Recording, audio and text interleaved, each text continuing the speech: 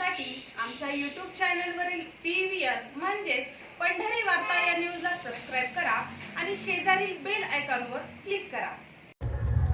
टेंभू विस्तारित योजनेत 109 गावे आहेत। 15 एप्रिल पर्यंत याला मान्यता मिळेल आणि त्यानंतर प्रशासकीय मान्यता देण्यात येईल। या योजनेसाठी सर्वाधिक निधी आमच्या सरकारच्या काळात दिला गेला। स्वर्गीय माजी आमदार गणपतराव देशमुख यांनी आयुष्यभर जे स्वप्न पाहिले ते पूर्ण केल्याबद्दल त्यांनी आमचा सत्कार केला होता, अशी माहिती आज विधानसभेत देवेंद्र फडणवीस यांनी दिली। आणि शेजारील बेल आयकॉनवर क्लिक करा। अध्यक्ष महोदय, खरं म्हणजे टेंभू योजना ही मागच्या काळामध्ये आपण प्रधानमंत्री योजनेच्या अंतर्गत समाविष्ट करून जवळपास त्या योजनेचा प्रमुख भाग संपवलेला 80% आता सिंचन क्षमता ही त्या ठिकाणी वापरात देखील येते।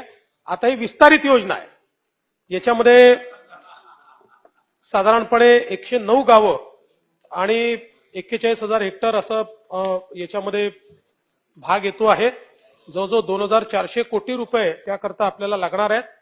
ही जी काही विस्तारित योजना आहे, काय झालं की आपण मागच्या काळात प्रधानमंत्री योजनेच्या अंतर्गत पूर्णपणे पीडीएन पद्धत स्वीकारली आणि पीडीएन पद्धत स्वीकारल्यामुळे मूळ जे पाणी उपलब्धता आपल्याला होणार होतं त्यापेक्षा जास्त पाणी उपलब्ध व्हायला लागलं पीडीएन मुळे, आणि म्हणून मग या योजनांमध्ये अतिरिक्त पाणी असल्यामुळे हे अतिरिक्त गावं त्याच्यामध्ये आपण समाविष्ट करू लागलोय।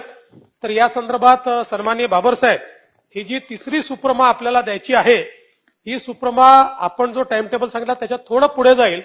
साधारण एप्रिल महिन्याच्या एंड पर्यंत एसएलटीसी ची मान्यता आम्ही घेऊ आणि त्याच्यानंतर 1 महिन्याच्या आत एसएलटीसी ची मान्यता झाल्यानंतर 1 महिन्याच्या आत प्रशासकीय मान्यता याला देऊ आणि मग त्याच्यानंतर टेंडरची कारवाई करू।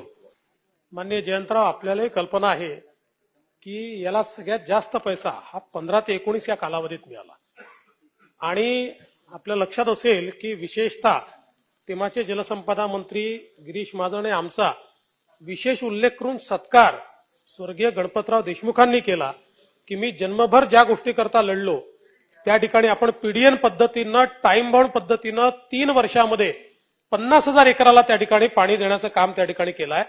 त्यामुळे आपण जी अपेक्षा व्यक्त केली आहे, निश्चितपणे आम्ही प्रयत्न करू की प्रधानमंत्री योजनेमध्ये याचा प्रस्ताव पाठवू, तिथे तो समाविष्ट झाला तर फारच चांगलं, नाही झाला तर राज्याच्या निधीतनं त्याला पैसा उपलब्ध करून देण्यात। सन्माननीय पृथ्वीराज चव्हाण साहेबांनी 2 विषय या ठिकाणी उपस्थित केले आहेत।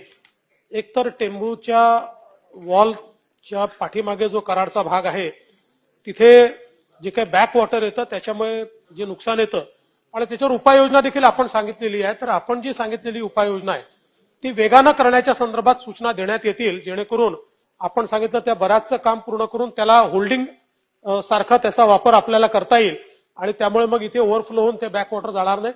तर जरूर याला कामाला गती देण्यात येईल आणि ज्यांची नुकसान झालेलं आहे आणि ज्यांचं सर्वेक्षण झालं, प्रस्ताव आलाय पण पैसे मिळाले नाहीत, त्यांना पैसे तात्काळ देण्याच्या संदर्भात सूचना देण्यात येतील।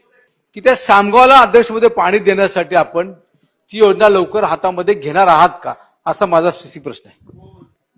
अध्यक्षमध्ये तपासून पाहण्यात येईल, कारण आता माझ्याकडे त्याची माहिती नाहीये।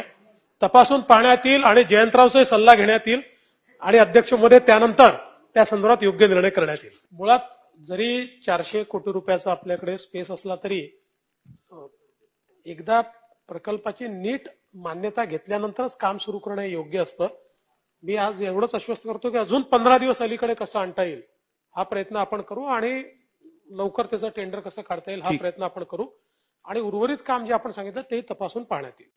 ताज्या घडामोडी पाहण्यासाठी आमच्या YouTube चॅनलवरील PVR म्हणजेच पंढरी वार्ता या न्यूजला सबस्क्राइब करा आणि शेजारील बेल आयकॉनवर क्लिक करा।